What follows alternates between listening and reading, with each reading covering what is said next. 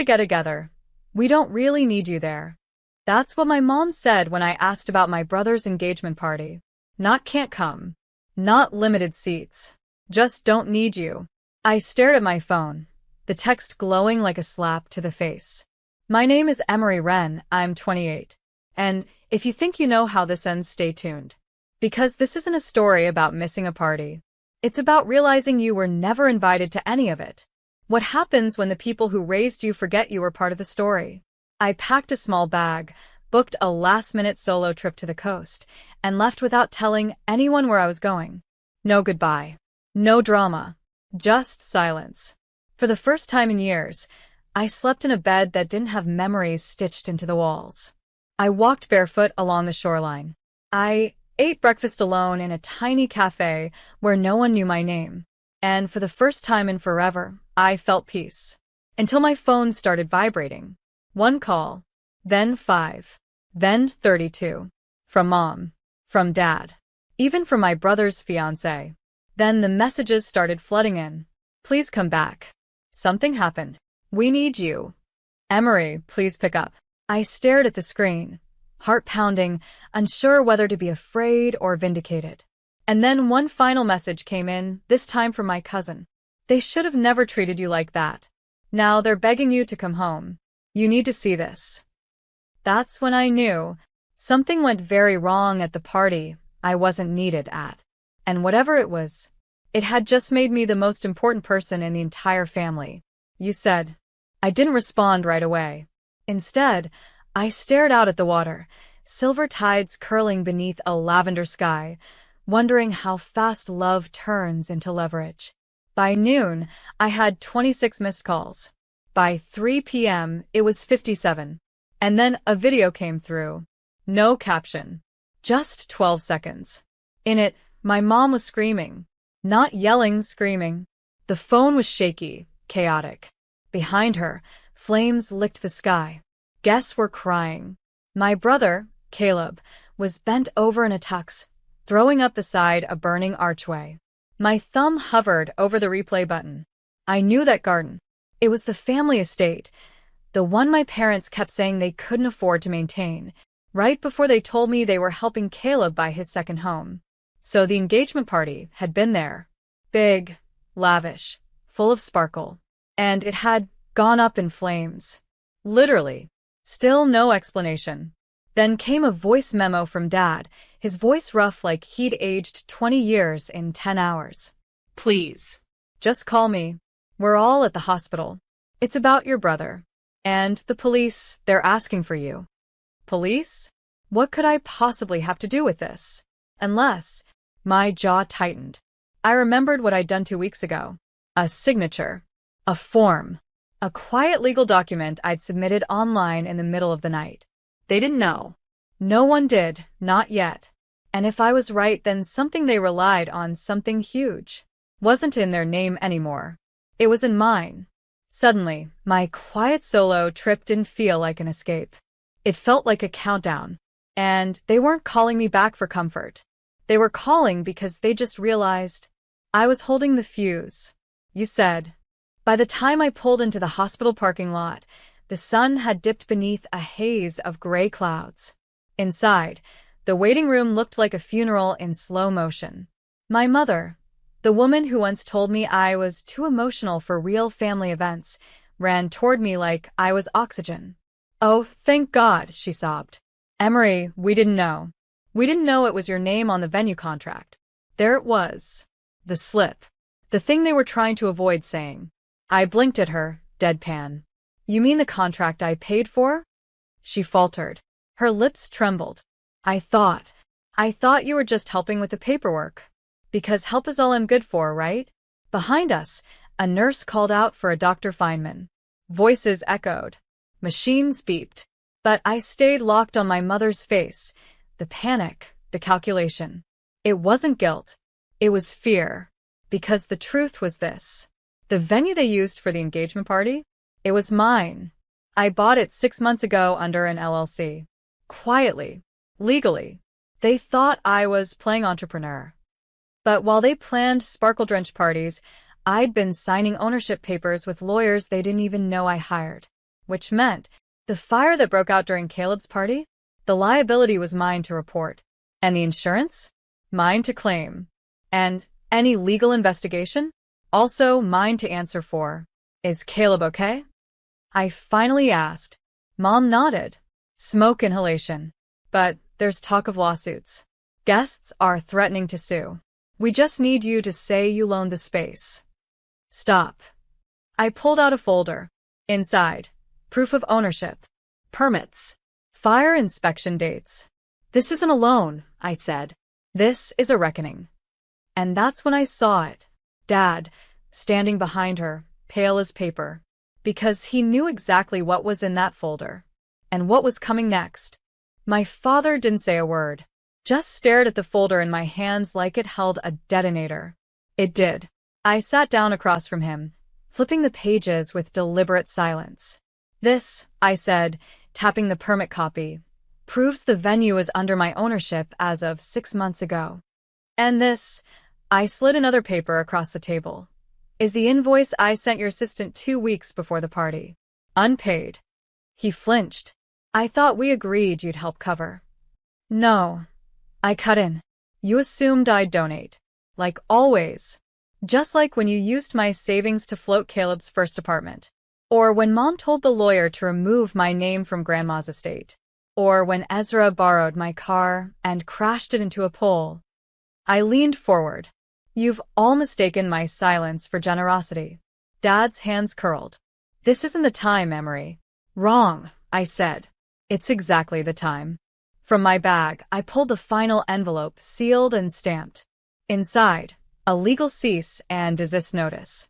You will not use my property for any future events. You will not reference me, my business, or my name in relation to the incident. And if I hear that you've spun this to shift blame, I looked him in the eye. I will sue for defamation. And I will win. His jaw locked. A red flush crept up his neck. But Caleb is your brother. He nearly died. You're punishing all of us. I stood. No. You punished yourselves. I just stopped playing along. And as I walked away, past the yard doors and into the late afternoon haze, I didn't look back. But I knew something had just shifted. The good daughter was gone. And in her place stood the woman they never thought I'd become. The one who finally said enough. The fallout began faster than I expected. That evening, I got a text from Ezra. Really? You're turning this into a lawsuit? Wow. No hello. No how are you. Just entitlement in full bloom.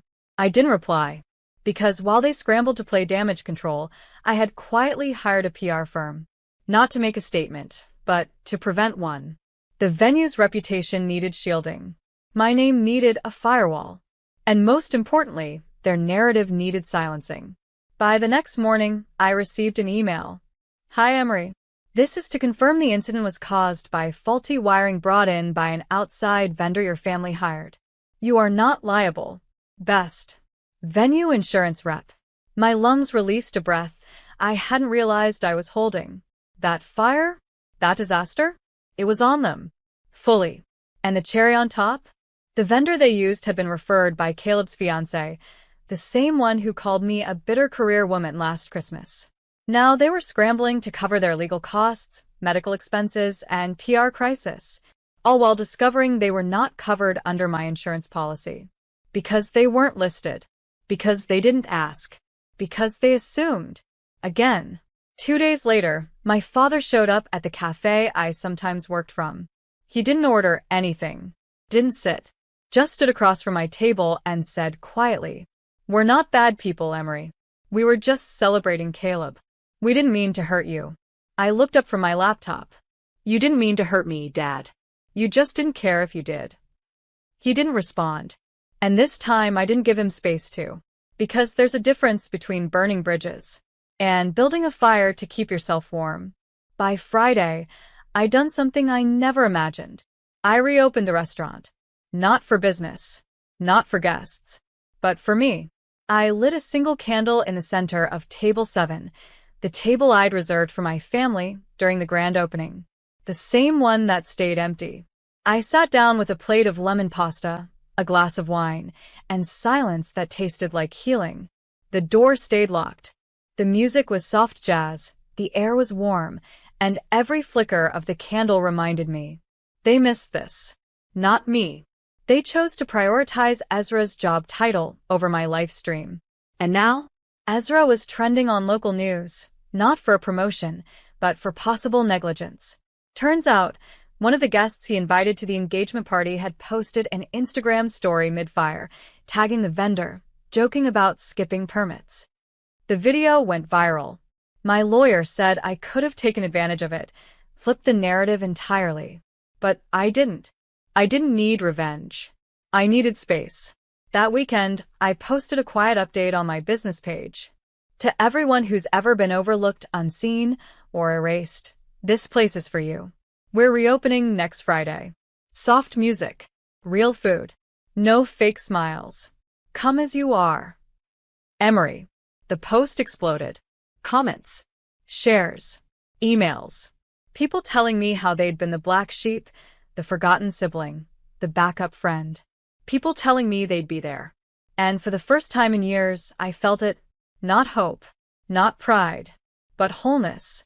Because sometimes the family you build from ashes is far more sacred than the one that tossed the match. And mine was just beginning to arrive. The line wrapped around the block. People, strangers, old classmates, single moms with toddlers, gray-haired couples holding hands, all waiting for a table at my place. A soft glow poured from the windows. Inside, the air smelled of rosemary, lemon, and warm bread. No velvet ropes. No reservations. Just heart. And somewhere between table 2's shared laughter and table 9's quiet tears over creme brulee, I realized I'd done it. Not the restaurant. Not the full tables or 5-star reviews. But this, creating a place where forgotten people felt seen. Mid-shift, my phone buzzed. A photo from my cousin. My parents' house. Ezra standing at the porch. Caleb in the background, pacing. Mom sitting on the steps, head in hands. Below it, they're fighting again. Mom keeps saying you should have invited them tonight. I stared at the image. The people who couldn't be bothered to show up for my dream, now aching to be part of its light. But they were no longer the fire I danced around. I didn't reply. I didn't need to. That night, as I locked the restaurant and stepped into the soft hum of city silence, I passed a woman waiting by the gate. She looked familiar. Older. Tired. Holding a wrapped box in her hands. Emery, she said. I used to babysit you. Your mom told me you opened this place. I just wanted to see it once. I opened the door again. For her. Because not every visitor from the past comes to take. Some arrive to remind you. You were always meant to rise.